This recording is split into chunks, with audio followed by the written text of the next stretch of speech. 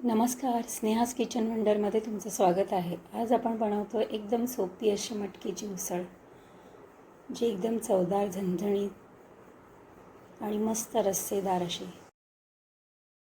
ही उसळ भाकरीबरोबर, पोळीबरोबर आणि भाताबरोबरही छान लागते. त्यासाठी आपण घेतली अशी मोड आलेली मटकी. मस्त असे मोड आलेत मटकीला. 1 वाटी मटकी आहे ही. आणि याच्यासाठी आपण पटकन असा मसाला तयार करून घेणार आहे. त्यासाठी 1 कांदा घेतला आपण, अर्धा टोमॅटो घेतला आहे, मोठा होता त्यामुळे, आणि 4-5 लसणाच्या पाकळ्या, थोडासा आलाचा तुकडा आणि ओलं खोबरं किंवा सुकं खोबरं जे असेल ते असं छान मिक्सरला बारीक वाटून घ्यायचं आहे आपल्याला. हे छान वाटून घेतलं आपण.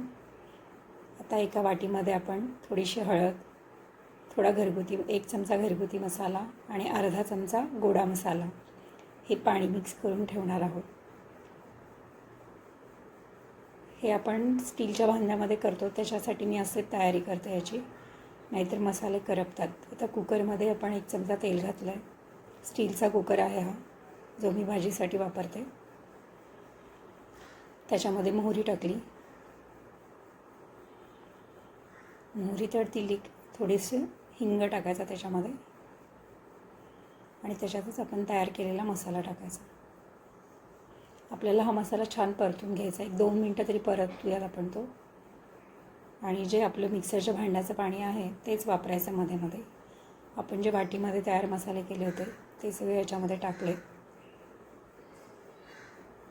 अशा प्रकारे मसाले टाकल्यामुळे ठसकत नाही आपल्याला ते, किंवा जळत नाही खालून भांडं.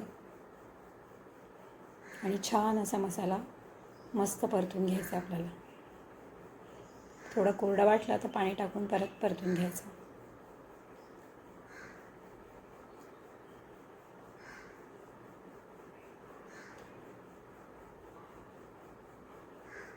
आणि आता 1 वाटी मटकी आपण त्याच्यामध्ये घालणार आहे. ही स्वच्छ निवडलेली मटकी आहे, धुवून स्वच्छ निवडलेली, आणि ती पण छान अशी परतून घ्यायची आहे मसाल्याबरोबर. मीठ टाकायचं आणि ह्याच्यामध्ये चवीसाठी थोडा गूळ टाकायचा आपल्याला, आणि कढीपत्ता पण आपण टाकला आहे. गूळ टाकल्यामुळे छान अशी मटकीची चव होते. अगदी थोडासा टाकायचा, तुम्हाला गोड आवडत असेल तर जास्त टाका. आणि छान परत परतून घ्यायची मटकी. आता पाणी टाकलं आहे. आमच्याकडे थोडी पातळ भाजी आवडते तर मी पातळ केली आहे. तुम्हाला मीडियम अशी घट्टसर हवी असेल तर तुम्ही कमी टाकू शकता पाणी. साधारण मी 1 ते 1.5 ग्लास पाणी टाकलं आहे. कुकरला झाकण लावून 1 शिट्टी काढायची. कुकर गार झालेला आहे आपला. मस्त अशी रस्सा भाजी तयार झाली आपली मटकीची. आपण आता ती काढूयात वाटीमध्ये. छान रंग आला आहे आणि तिला आपण अशी प्लेटमध्ये वाटी ठेवली आहे. आता